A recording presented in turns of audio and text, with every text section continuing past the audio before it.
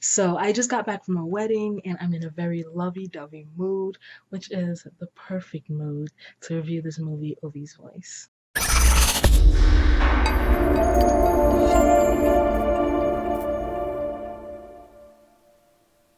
So, Ovi's Voice is about a mute, talented makeup artist. Her name is Ovi, hence the name, because she doesn't have a voice.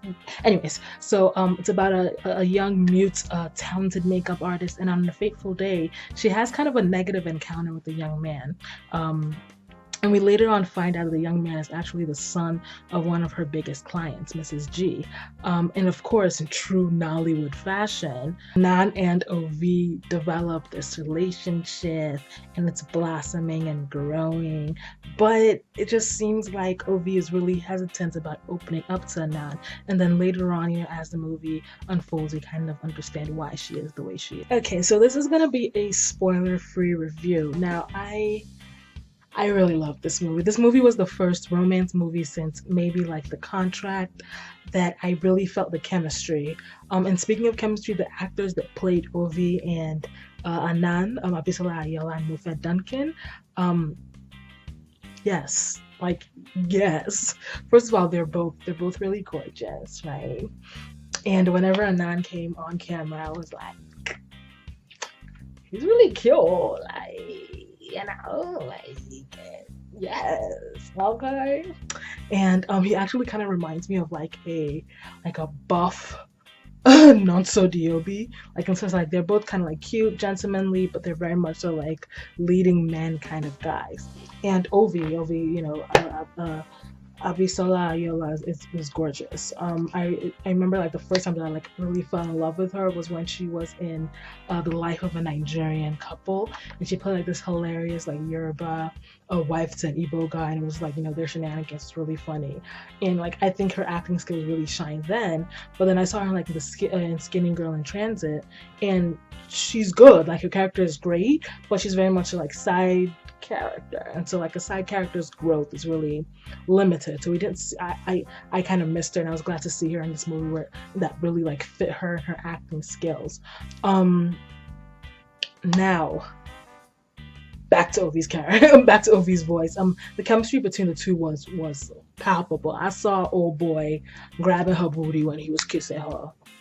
That's real. That's chemistry. That's chemistry, but it's also, I credit the chemistry to the actors and how great they are, but I also credit it to how great the directing is as well. So I'm definitely going to be following Dimeji Abiola, who's the director, and also Biodun Stefan, who's the screenplay writer. Now, while the romantic chemistry was, wonderful and palpable, the chemistry between the platonic and familiar relationships were also really, really good. Like I really loved the relationship between YV, who introduces herself as Ovi's cousin, and Ovi. Like they really felt like they were family, really felt like they liked each other, which is great. I also loved like the loving, funny, familiar relationship between Anan and his mom. Like that felt like how I joke around with my mom. So I really like that it was a step away from that, evil not stepmother, but evil mother-in-law type of thing. She was just really cool. Like, she was like the best mother-in-law on the face of the earth. She was really, really great. And I love the relationship between them. And that really is accredited to great acting and great casting. So whoever was in charge of casting and put this cast together and made the opportunity for them to have that chemistry did a wonderful, wonderful job.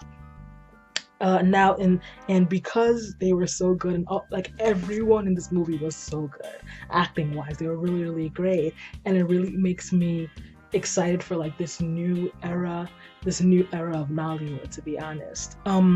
Okay, so what are some other great stuff? The video quality was great, the audio great, the soundtrack was perfect. I was like gleaming and just giggling like a schoolgirl when I heard Kokoro Ife, because I love that song. And so I'm definitely gonna like look up all the songs in the soundtrack because I want them all. It was really, really good and really, really fitting. The lighting was great, the editing was seamless. The costuming, perfect. Ovi is a makeup artist, so her mug was beat. It was always beat. Mrs. G, who's like this, this rich lady who like always goes to Awambes. All of her Awambe, outfits were perfect. They were definitely demonstrative of like her of her class, of her socioeconomic class, and the character that she was playing.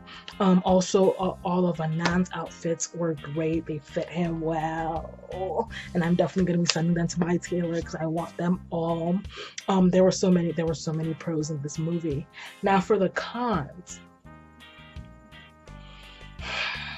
I had to honestly like search for the cons because like just the quality of the movie was just so sound. It was just so good. But it was like a little like tiny little detail.